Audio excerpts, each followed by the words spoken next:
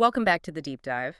Today we are focusing squarely on the incredible complexity that multinational organizations are facing, Especially now. especially now with the rapid deployment of AI-driven tools in their HR functions. We're talking about everything from, employee monitoring systems to productivity analytics. And those really sophisticated performance tracking algorithms. Exactly. These technologies offer, amazing opportunities for efficiency and insight, but they also cut across some profound ethical and privacy concerns. And those concerns change dramatically the second you cross a border. That's the core of it. So our mission today is to unpack the essential and often contradictory global standards that organizations have to adopt to balance innovation with employee rights. Here, let's unpack this. What organizations are truly grappling with here is a kind of global tightrope walk. The source material calls it dual pressure. Dual pressures. But it's not just a tech challenge, it's a massive legal and cultural confrontation. So break that down. What's the first pressure? Well, on the regulatory front, you've got the pressure of complying with wildly diverse regimes. Think of something like GDPR in the EU. Right. Very strict data rules. Super strict. Okay. And those rules might clash with more, let's say, permissive or just different national laws across Asia or North America. You just can't write one compliance manual for the whole world anymore. And you said that's only half the battle, so the regulatory side is just one part of it. Absolutely. The second pressure is all about cultural context. Okay. Take employee monitoring, for example. In some cultures, a high level of surveillance in, say, a call center might be completely normalized. It's just expected. Part of the job. But in other places, maybe parts of Western Europe, that exact same level of monitoring would be seen as a fundamental, infringement on a worker's dignity. And it's probably restricted by law there, too. Often, yes. So companies have to apply their HR policies across places that have profoundly different ideas about surveillance, privacy, and just basic worker rights. So what's the fallout if a company fails to harmonize this? The legal side and the cultural side. Is it just a fine? Oh, it's so much more than a fine. The fallout is multifaceted and, frankly, very expensive. Yes, you risk immediate legal noncompliance, and the fines can be staggering. We've seen some huge ones recently. We have. But what's more damaging in the long term is the erosion of employee trust. That leads to reputational damage, you lose talent, you get deep disengagement. The stakes are much higher than just legal checkboxes. Okay, so let's look at the foundational principles to prevent that erosion. The sources point to a few core ethical pillars. The first, and maybe the most critical, is transparency and trust. Transparency can feel like a buzzword, but the data shows it ranks as one of the highest concerns in any HR AI ethics review globally. It's always at the top of the list. So for a big firm using algorithms to track a global workforce, what does real transparency even look like? It can't just be a privacy policy nobody reads. No, it has to be about making information accessible and meaningful in the local context. It's not just disclosure. It's about understanding. Giving the employee some agency. Okay. Specifically, employees must have unambiguous knowledge about three key stages. What are they? First, they have to know precisely what data is being collected. Is it my keystrokes, the volume of my emails, my location? The raw inputs. Exactly. Second, they need to know how that data is being processed by the AI. Yeah. Am I being scored?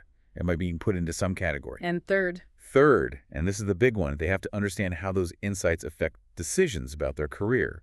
Recruitment, performance reviews, or even termination. that sounds like a radical shift. The company can't just rely on a standard consent form anymore. Precisely. The practical requirements here mandate that companies create really clear monitoring policies. They have to specify the purpose. And it must be a legitimate purpose. Not just because we can. Not just because we can. They have to define the scope, how the data will be used, and how long it'll be kept. And the standards are very clear. Tools applied covertly or without a clear purpose instantly destroy trust. They feel intrusive. Deeply intrusive. And that psychological cost is what leads to disengagement. It's a huge challenge to make sure that consent in Germany means the same thing as agreement in Japan. Okay, so moving from clarity to consistency, let's talk about fairness and fighting bias. Here's where it gets really interesting. Because AI learns from historical data, and historical data is often just a perfect record of our past human biases. A perfect flawed record. Right. So these AI systems in HR, whether they're screening applicants or monitoring productivity, they run this huge risk of just reproducing old biases or even creating new ones.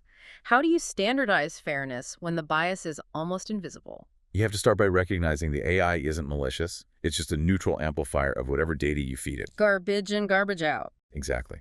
And we see concrete examples where an algorithm flags employees based on behavior patterns. Maybe it decides certain communication styles are low performing. Without any human context. Zero human review or context. And that could easily lead to unfair discipline or discrimination against, say, women returning from leave or employees in certain time zones. The AI is just applying statistics, not judgment. So the global standards have to mandate an operational fix, not just a technical one? Absolutely. The ethical safeguards are all about building human accountability into the system. It really demands three major commitments. Okay. First, you have to mandate meaningful human oversight of any significant AI decision. So not just a checkbox. Not just a checkbox. Second, you have to institute regular bias auditing of the AI models. This isn't a one-and-done check. It's continuous. To see if it's drifting. To see if it's drifting. And third, you have to establish clear, accessible ways for an employee to challenge or appeal a decision made by an AI. You need due process. That continuous auditing sounds like a massive operational burden for a company. It is a massive resource commitment, but it's non-negotiable. Without it, the risk of litigation and reputational damage just outweighs any efficiency gains. Okay, so that sets guardrails for using the data. Now let's talk about the data itself. Pillar 3, data minimization and privacy. This has gotten so much more complex with remote and hybrid work. Oh, absolutely. Monitoring has moved out of the office and into people's homes. Right. And when you do that, the type of data being collected raises really serious privacy concerns. We're talking keystroke logging, webcam data, maybe even biometric data for logins. This is highly intimate information. It is. And global standards are responding to this overreach. The core ethical principle here is data minimization. Meaning? It means you should only collect data that is strictly necessary for a legitimate, clearly defined business purpose. If you can achieve the goal with less data, you must use less data. So the burden is on the company to justify every single data point. Exactly. And when you do collect it, the standards demand serious protection. And I want to get into a technical point here that often gets glossed over. Go for it. The requirement to anonymize or pseudonymize data. Okay, what's the practical difference? Why does that matter so much? It matters for everything, especially for cross-border data transfers. Anonymization means you completely and irreversibly strip out any personal identifiers. So you can't trace it back to a person? Impossible. Yeah. And once it's truly anonymous, it often falls outside strict laws like GDPR. And pseudonymization. Well, that just replaces identifying information with a reversible code or a hash. It's still personal data, because the company holds the key to re-identify the employee. Oh, okay. And since most HR data needs to be linked back to a person for performance reviews, it has to be pseudonymized. That means all those strict cross-border rules still apply. So the standards demand not just minimization, but really restricted access. Severely restricted access, clear data retention limits, and explicit controls over any third-party access. If you can't guarantee privacy from start to finish, the ethical mandate is simple. Don't collect it. Which brings us to the huge challenge of managing all of this globally, with all these different laws and cultures. The sources call this cross-jurisdictional harmonization. Right, because you can't have one rigid policy for everyone. The solution that's laid out is for the global ethics standard to set a floor. A floor? A floor. A non-negotiable set of common minimum principles. The transparency, the fairness, the human oversight, and the privacy we've been talking about. So no matter where you work, you get at least that minimum level of protection. Exactly. And then the local branches of the multinational take that global floor and they adapt it upward to meet regional laws and cultural expectations. So if a country's laws are stricter, the local policy has to be stricter. It's a ceiling on top of the floor. Precisely. The global standard is the safety net. Local laws are the required structure. This approach is heavily supported by recent scholarship on AI standards, like from the ISO, which pushes for frameworks that are globally applicable but locally adaptable. Setting that policy floor is critical, but the hardest part is always implementation. How does HR actually turn these complex standards into practice without, paralyzing the business? It requires an active ethical governance framework, and it means HR has to operate in a totally new way. How so? They have to move out of their traditional silo and partner closely with legal, with IT security, and with ethics experts. It has to be a continuous multidisciplinary effort. Okay, so what are the mandatory steps for that governance? First, continuous auditing of the AI systems. looking not just for bias, but for privacy compliance. Second, and this is crucial for trust, HR leaders have to actively engage employees and their unions or works councils in the design and rollout. So it's not a top-down mandate. It can't be. And third, they have to establish clear, efficient remediation processes for when the systems inevitably make mistakes. To fix things when they go wrong. Right. If an employee is unfairly penalized by a faulty algorithm, there needs to be a fast, transparent way to correct that error. That reinforces fairness and trust. All these pillars, transparency, fairness, data minimization, governance, it can sound like a legal checklist. Right. But the sources stress that the final human-centric dimension has to be the guide. So what does this all mean for the actual employee experience? It means that the core values of employee well-being, trust, and dignity have to be central to the entire system design.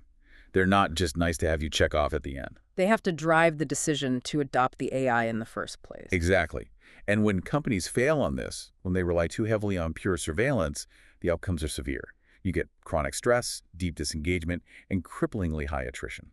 So any efficiency gained by the AI is immediately lost by replacing burnt-out workers. Immediately. Ultimately, ethical AI in HR isn't just about data and algorithms. It's fundamentally about shaping workplace culture. When it's done well, these global standards safeguard both the organization's value and the employee's rights. Innovation and trust can actually move forward together. That's the critical insight. It's not one or the other. Establishing these robust global ethics standards is absolutely imperative for any multinational using AI in HR. It requires tackling those dual legal and cultural pressures and sticking to those minimum principles we discussed: transparency, fairness, data minimization, and continuous human oversight. That's the framework. And as you think about how these standards translate into your own workplace, consider this final provocative thought. Okay. Given that ethical AI is about workplace culture as much as data, and knowing that this tech is mostly designed for productivity tracking, how could a company prove to its employees that its primary goal really is well-being and dignity and not just pure cost-cutting? That's a profound question. It's about demonstrating genuine intent over just technical capability, especially when trust is so fragile. Exactly. We hope this deep dive has given you a solid framework for understanding that balance between innovation and ethics. Think about which of these four principles is the hardest to achieve in your own work environment. We'll catch you next time.